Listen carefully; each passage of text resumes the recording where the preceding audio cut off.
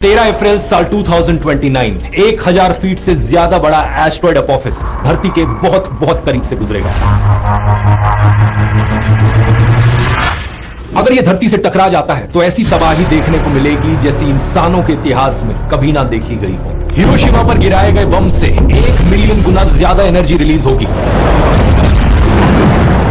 100 metre ऊंची waves उठेंगी tsunami की और पूरे के पूरे शहरों का सफाया हो जाएगा। लेकिन इतना ही नहीं, 12 जुलाई साल 2038 को एक और एस्ट्रॉयड धरती से टकरा सकता है और इस पोस्ट को देखिए, इसके टकराने का 72% चांस है। नासा ने ऑलरेडी अलर्ट इशू कर दिया है और अपनी प्लैनेटरी डिफेंस एक्सरसाइज शुरू कर दी है। आगे इस पोस्ट को देखिए, सिर्फ कुछ ही हफ्ते पुरानी है। नासा के चीफ के बाद अब इसरो के चीफ ने वार्निंग दी है, हम सब एक्सटिंक्ट हो सकते हैं। अरे बाप रे, एक अर्थ डिस्ट्रॉइंग एस्ट्रॉयड बड़ी तेजी से धरती के करीब बढ़ रहा है। इसरो चीफ का कहना है कि मार्स पर माइग्रेट करना एक ऑप्शन है और सारी ग्लोबल स्पेस एजेंसीज इस पर काम कर रही हैं। आखिर कितनी सच्चाई है इन खबरों में? एग्जैक्टली कौन कौन से सबसे खतरनाक एस्ट्रॉइड्स हैं धरती के लिए और नासा का यहां पर क्या प्लान चल रहा है? आइए समझते हैं इन सारी चीजों को गहराई से आज के इस वीडियो में।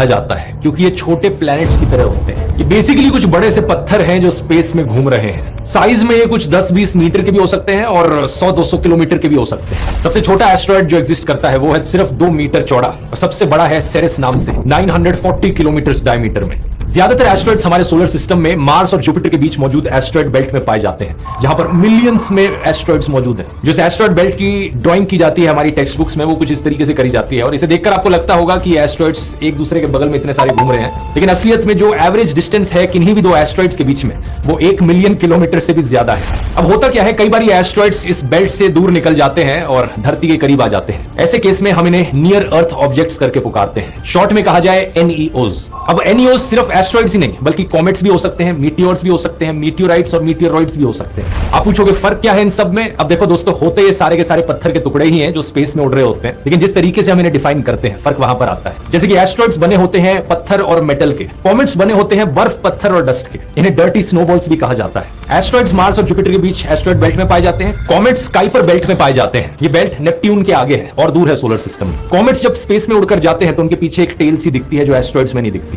टिपिकली कॉमेट्स का साइज भी काफी बड़ा हो सकता है, 1 से 10 किलोमीटर का हो सकता है और जब भी कोई कॉमेट धरती के पास से गुजरता है उसे आसानी से देखा जा सकता है आंखों